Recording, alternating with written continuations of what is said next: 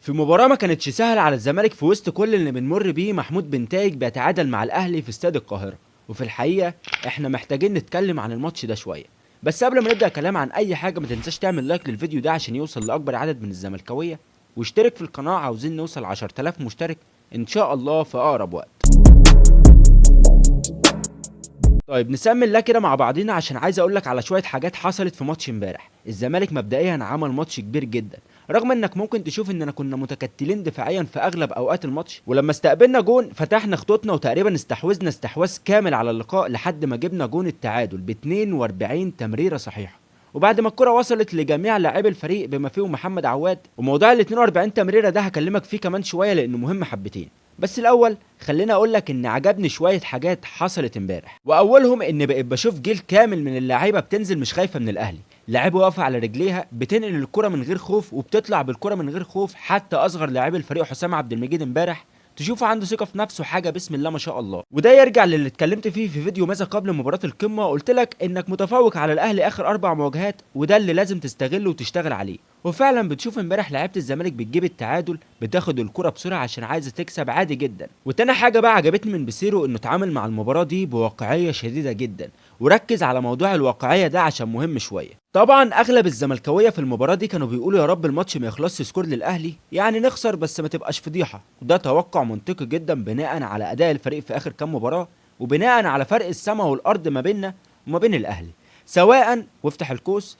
في استقرار مالي او استقرار اداري او لعيبه او صفقات، وسيب القوس مفتوح. ولو جينا نبص كده على الناحيه التانيه، فاحنا بنغير مدير فني قبل القمه باسبوع، ولاعيبه مصابه، واهم لاعب في الفريق بياخد طرد ومش هيلعب اللقاء. وحتى الدكه بتاعتي احنا امبارح بنطلع دونجا لسوء مستواه، مش لاقيين لاعب في نفس مركزه ينزل مكانه. على الناحيه التانيه برضو بنشوف الاهلي بينزل بن شرقي ووسام ابو علي الاتنين مع بعض، وحاجات كتيره بقى اكيد كلنا عارفينها. بس اللي عايز اقوله لك ان بيسيرو عارف كل الكلام ده، وعارف ان الاهلي اقوى خط هجوم في الدوري، فبنشوف بيسيرو بيغير الطريقه ل 3 4 3، بتتغير مع استحواذ الاهلي على الكوره ل 5 3 2. وده مش عيب انك تنزل تدافع قدام الاهلي وتقفل عليه المساحات وتلعب على التحولات الهجوميه. وحاجه تانية برضو عايز احيي عليها بيسيرو، انه لما لقى لاعب بيقدم عته كروي في ارض الملعب زي دونجا راح مخرجه. وده بقى اللي يورينا الفرق ما بينه وما بين جروس. انا متاكد مليون في الميه ان لو جروس هو اللي كان بيلعب الماتش ده، او اللي هو يعني بيدير الماتش ده، ولا كان هيغير طريقته، ولا كان هيعمل تبديل للاعب من القوام الاساسي بسبب سوء مستواه، وكان على الاغلب هيسيبه لحد ما يلبسنا جون او ياخد طرد. واقول لك على الكبيره بقى، هو عمره ما كان هيعمل معسكر للفريق من الاساس. بيسيرو زي ما قلت لك في الفيديو بتاعه قبل كده انه مدير فني عنده ديناميكيه في شكل الفريق. يعني مثلا ممكن يلعب ماتش بطريقه والماتش اللي بعده يلعب بطريقه تانية، وده بناء على الخصم اللي قدامه. وده الصح يعني بيني وبينك، لان باختصار كده اكيد مش هلعب قدام الاهلي بنفس طريقه لعبي قدام فيوتشر والاسماعيلي. وحاجه تانية برضو من بصمات بيسيرو، ودي بقى انا متاكد منها، هي ال 42 تمريره قبل الجون. بصراحه كنت مستغرب جدا بالاحصائيه دي بعد الماتش، ان الزمالك عمل 42 تمريره. سيبك من الجون، بس ان الزمالك يعمل العدد ده من التمريرات الصحيحه فده شغل مدير فني بحت. وبقول لك شغل مدير فني لان احنا في الماتشات اللي قبل كده اللي كنا بنلعبها بنفس اللعيبه وبنفس الكواليتي اللي كان موجود، ما كناش بنعمل باصتين 3 صح على بعض. ولو هو يا عم مش شغل مدير فني ودي حاجه مجرد صدفه، فهل من المنطقي انك تعمل 42 تمريره صحيحه قدام الاهلي وما تعرفش تعمل 3 تمريرات صحيحه قدام فاركو بتروجيت؟ من رايي يعني انا شايف حاجه زي دي مستحيل تكون من قبيل الصدفه. امبارح برضو بنشوف تقارب خطوط كبير ما بين اللعيبه على عكس مباراه بتروجيت. كنا بنشوف تقفيل مساحات على عكس مباراه بتروجيت. كنا بنشوف وقوف صح في ال 18 على عكس مباراه بتروجيت. بس برغم كده هل كان في مشاكل دفاعيه؟ في الحقيقه كان فيه، ولكن مش هنقول عليها مشاكل، بس هنقول عليها تفاصيل صغيره ممكن تتحل مع الوقت. والتفاصيل الصغيره دي من وجهه نظري منطقيه جدا بسبب تغيير الطريقه. المدافع اللي متعود يكون جنبه لاعب واحد بقى بيبص يلاقي جنبه 2 مدافعين. وبيني وبينك يعني انا كنت متوقع ظهور مشاكل دفاعيه اكتر من دي. بس اللي ساعد بيسيرو بقى في نجاح الطريقه دي دفاعيا ولو بنسبه 70% هو وجود حسام عبد المجيد، اللي بقى متخصص في ماتشات الاهلي انه يقطع ميه ونور على اي حد هيلعب عليه، وفي وجود صلاح مصدق اللي ابهرني بمستواه. واللي يثبت لك ان بيسيرو مدير فني كان شغال في الفتره اللي فاتت وعنده نظره في اللعيبه، انه لعب مصدق في الماتش ده رغم ان احمد حسام كان على الدكه وهو اللي بيشارك معانا في الماتشات اللي فاتت، فمن المفترض يعني ان هو اللي يبدا. ولكن اكيد في حاجات بيسيرو شافها في المعسكر خلاه يقتنع اكتر بصلاح مصدق. ولكن احنا لو جينا بصينا كده على المباراه ككل هتلاقي ان كان في شويه هفوات من خط الدفاع بتاعنا، خصوصا يعني من محمود حمدي الونش. يعني مثلا بص على الكرة دي، رغم انك ممكن تشوفها كرة عادية، ولكن الكرة دي خطيرة جدا لانها عاملة سويرف، وبنشوفها كتير جدا. الكرة دي بتلف وبتخدع المدافعين والحراس وبتدخل الجون.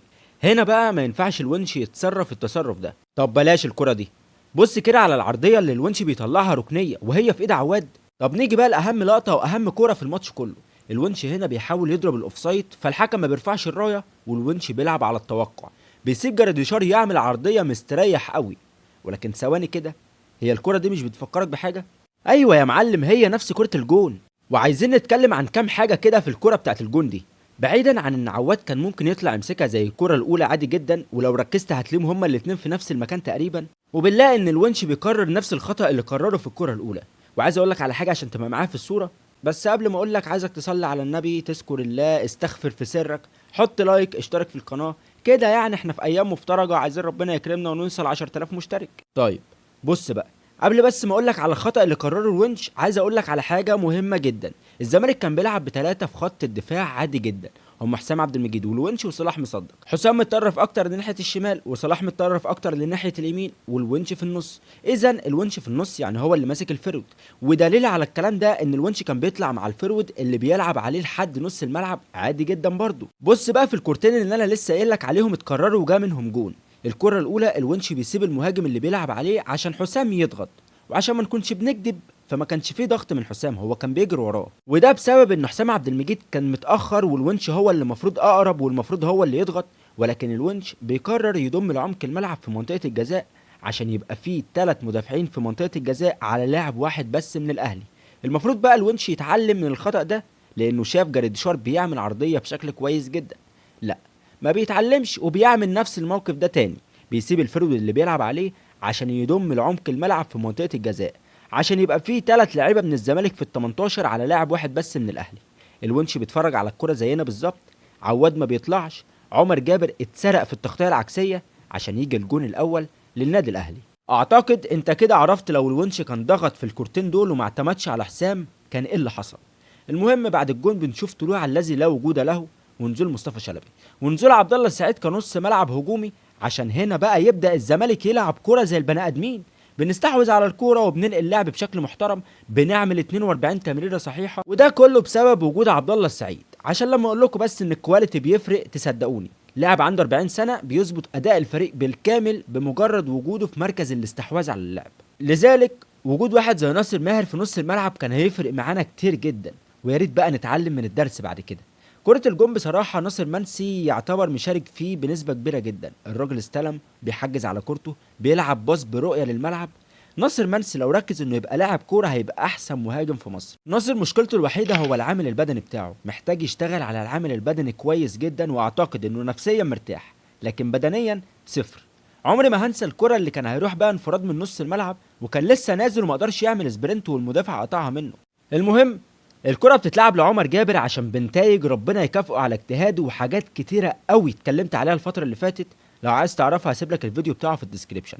واخر حاجة هتكلم عليها النهاردة هي اللقطة دي مهمة جدا، تعرفنا ايه الفرق ما بين اللعيبة في الملعب.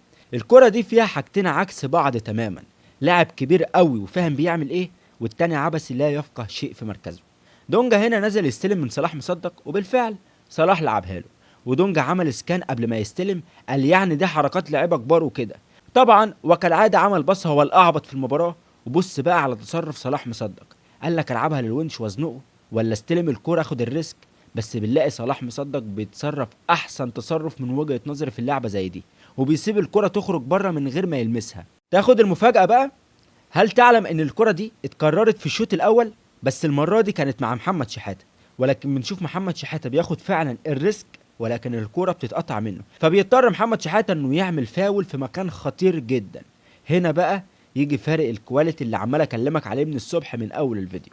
في الاخير جمهور الزمالك بيبدع كالعادة وبيعلم التلميذ دروس جديدة من دروس الوايت نايتس، ولو لقيت فيه تفاعل على الفيديو ده هنزل حلقة جديدة نشرح فيها التيفو اللي شفناه. ولو عندكم بقى اي سؤال عن التيفو او مثلا الوايت نايتس عموما اكتبوا لي في الكومنتات، لان بيني وبينكم يعني انا عارف ان في ناس كتيره ما تعرفش يعني ايه تيفو او يعني ايه سناره او يعني ايه بانر، وده مش عيب على فكره.